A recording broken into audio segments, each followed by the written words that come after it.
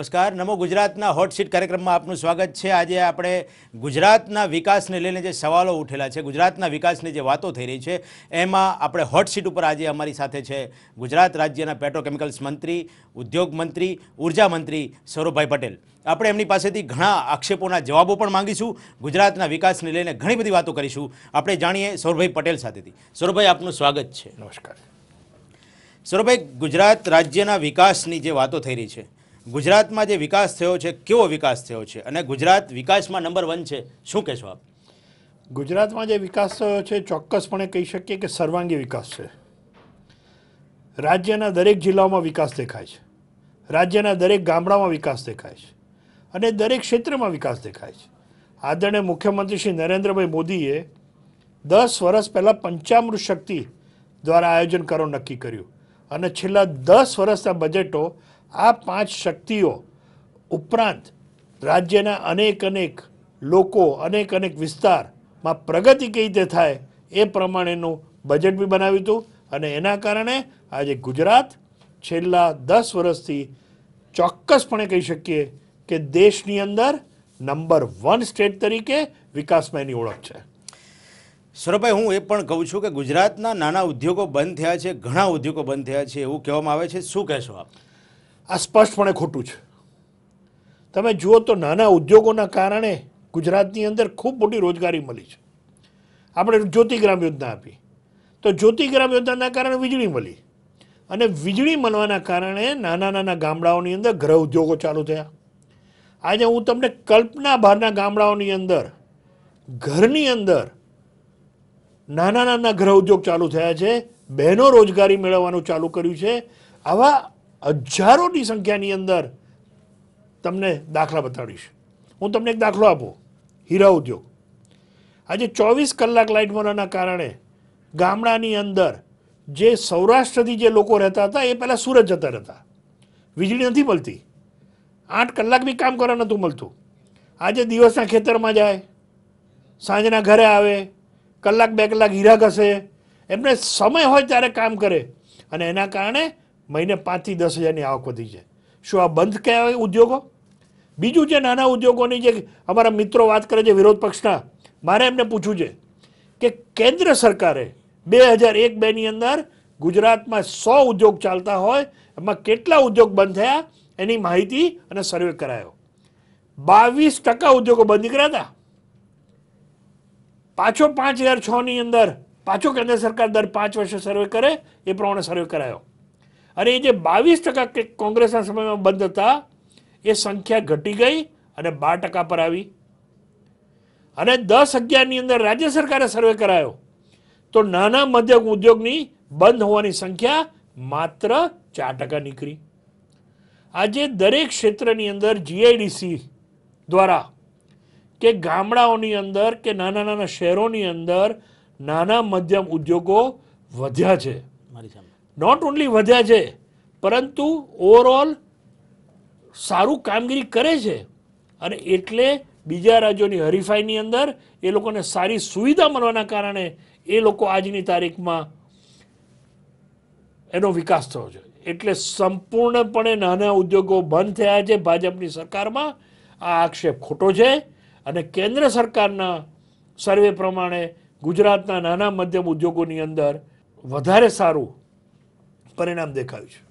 એક બીજો આક્ષેપ એવો પણ છે કે 10 લાખ લોકો બેકાર બન્યા છે, શું કહેશો આપ?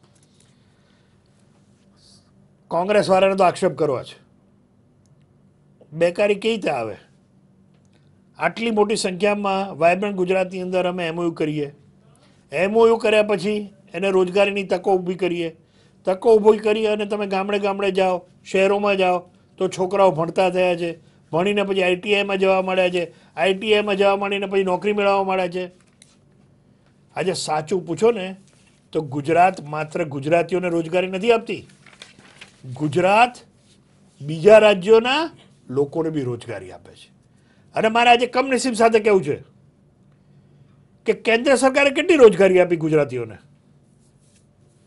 મારો કોંગ્રેસના વિરોધ પક્ષના નેતા હોય કે પ્રમુખ હોય એના પર ખુલ્લો આક્ષેપ છે કે ઓએનજીસી ની ઓપાલ કંપની દહેજ ભરૂચમાં 7,000 કરોડનું મૂડીરોકાણ કર્યું છે. મારી પાસે લેખિત છે, ઓપાલનો કાગળ છે કે એમણે માત્ર 7,000 કરોડની સામે 7 ગુજરાતીઓને રોજગારી આપી છે. આ કોંગ્રેસના મિત્રો જવાબ આપવાનો છે, દિલ્હીની સરકારે જવાબ આપવાનો છે કે ભાઈ આટલા બધા કેન્દ્રના અન્યાયો ગુજરાત ઉપર શેના માટે? 7,000 કરોડનું મૂડીરોકાણ કરો છો અને 7 વ્યક્તિઓની રોજગારી નથી આપતા. ત્યારે એ જ ધ્યાનમાં રાખીએ તો ગુજરાતની અંદર ગુજરાતીઓને જો રોજગારી મળી હોય તો માત્ર ને માત્ર એ ગુજરાતની સરકારની નીતિના કારણે જે મૂડીરોકાણ આવ્યું છે એ મૂડીરોકાણના કારણે રોજગારી મળી છે. સૌરભભાઈ, આપણે વાઇબ્રન્ટ સમિટની વાત કરી, તો આ ધિરાણોની વાત જે છે એમઓયુ કરીને ગુજરાતના વિકાસની વાતો જે કરો છો એ ખોટી છે, શું કહેશો? વાઇબ્રન્ટ ગુજરાત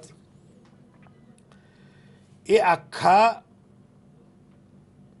દેશની અંદર સૌથી સફળ મોડલ થયું હોય ઇન્વેસ્ટમેન્ટ ને આકર્ષવા માટે. તમે વિચાર તો કરો, આપણે 2003માં ચાલુ કર્યું, સફળતાપૂર્વક 2005, 2007, 2009, 2011 અને હવે 2013 આપણે જે પ્રમાણે સફળતા મેળવી છે તો બીજા રાજ્યો એ બી વાઇબ્રન્ટ ગુજરાતમાં ગુજરાતનું મોડલ એ લોકોએ અપનાવ્યું છે. જો આપણે સફળતા ન મળી હોત મૂડીરોકાણ લાવવાની તો બીજા રાજ્યોએ ગુજરાત મોડલ કેમ અપનાવ્યું? મારે પૂછવું છે કે રાજસ્થાન સરકારે આ નથી કર્યું, કર્ણાટક સરકારે નથી કર્યું, તામિલનાડુ સરકારે નથી કર્યું, વેસ્ટ બેંગાલની સરકારે નથી કર્યું, યુપીની સરકારે નથી કર્યું. આ બધા કોંગ્રેસના મુખ્યમંત્રીશ્રીઓએ એમના અધિકારીઓને ગુજરાતમાં મોકલ્યા હતા અને ગુજરાતની અંદર વાઇબ્રન્ટ ગુજરાત કેવી રીતે સફળ કર્યું અને કેવી રીતે મૂડીરોકાણ જે આપણે આકર્ષ્યું છે એના માટે એમના અધિકારીઓ અહીંયા આવી શીખ્યા અને શીખ્યા પછી એમના રાજ્યમાં એમણે આવી વાઇબ્રન્ટ ગુજરાત જેવી ઇન્વેસ્ટર સમિટ ચાલુ કરી.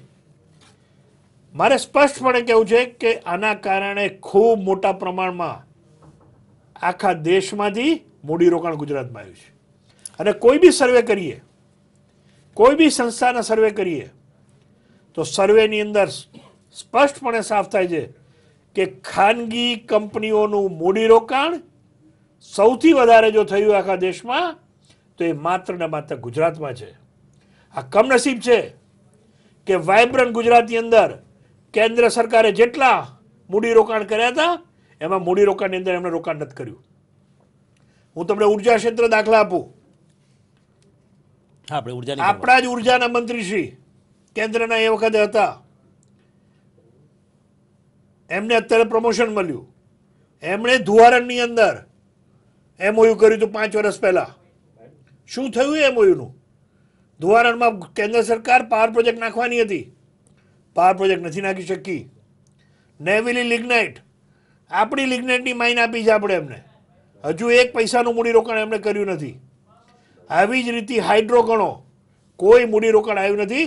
મારે કેન્દ્ર સરકારને સ્પષ્ટપણે પૂછવું છે કે છેલ્લા 10 વર્ષની અંદર ગુજરાતની અંદર તમે કેટલું મૂડીરોકાણ કર્યું અને એક વ્હાઇટ પેપર બહાર પાડો કે ગુજરાતમાં મૂડીરોકાણ કેટલું કર્યું અને કેન્દ્ર સરકારે બીજા રાજ્યોમાં કેટલું મૂડીરોકાણ કર્યું.